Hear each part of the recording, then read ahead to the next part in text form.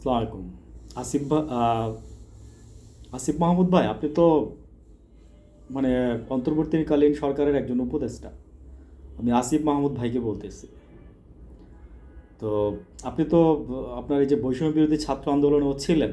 আপনি সামনে থেকে নেতৃত্ব দিচ্ছেন, আমরা আপনাকে দেখছি। আপনি আমাদের বয়সের ছোট হবেন, কিন্তু তারপরও আপনার প্রতি আমাদের শ্রদ্ধা ভালোবাসা সব কিছু আগে থেকে আছে এবং এখনও আছে। মেধা বুদ্ধি আপনার কতটুকু হয়তো আমাদের চেয়ে ভালো হইতে পারে, আবার সেটা হয়তো বা জাজ করলে বোঝা যাবে। তো আমার বলার কথার উদ্দেশ্য হচ্ছে কি জানেন, যে আপনি এখন একটা ক্ষমতায় আছেন, আর হচ্ছে যে আপনি একটা বিভৎস পরিস্থিতি দেখছেন।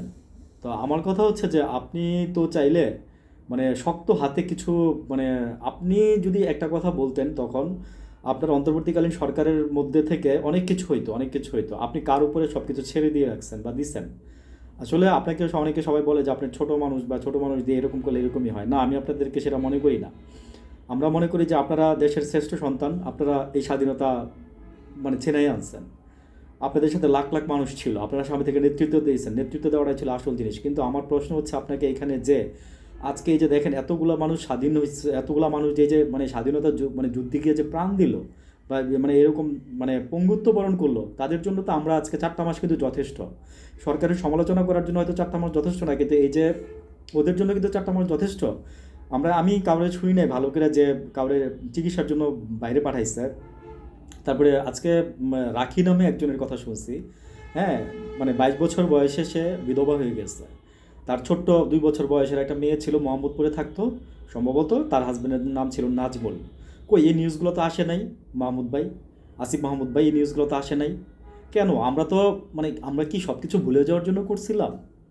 আপনি তো এই এই যুদ্ধের একজন যোদ্ধা। তাহলে আপনি কিভাবে এই কথাগুলো আপনি স্মরণ রাখতেছেন না?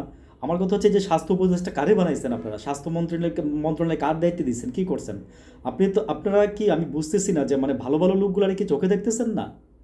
হ্যাঁ, ভালো ভালো লোকগুলারে কি চোখে দেখতেছেন না? পিনাকি ভট্টাচার্য একজন ডাক্তার, এটা তো আপনি জানেন। এবং ওনার যোগ্যতা কোন দেশে বিদেশে কোন জায়গায় আপনি মানে ভিতরে বাহিরে কোন জায়গায় আপনি কাউন্ট করাবেন? ওনাকে কি স্বাস্থ্যমন্ত্রী বানানো যাইতো না? উনি তো বুঝে, অনেক কিছু বুঝে। এবং ওনার জন্য যেই হৃদয়ে যে ফিলিংস, এই যে মনে করেন যে শহীদদের জন্য, কিংবা যে শহীদ পরিবারের জন্য, কিংবা যারা এরকম থাকতে পারতেছে না, চলতে পারতেছে না, আপনি এরকম মানুষ দরকার স্বাস্থ্য মন্ত্রণালয়ে। আপনি বুঝতেছেন? আপনি বুঝতেছেন? প্লিজ ভাই, অনুরোধ আপনার কাছে। আর কারে বলবো ভাই, বিশ্বাসের জায়গাগুলো তো সব জায়গায় এক এক করে ভেঙে যাইতেছে। আজকে তাই আপনার উদ্দেশ্য করে এই কথাগুলো বললাম, ঠিক আছে? প্লিজ দয়া করে সিদ্ধান্ত নেন, হ্যাঁ, দয়া করে সিদ্ধান্ত নেন, দেশটারে বাঁচান। আল্লাহ হাফিজ।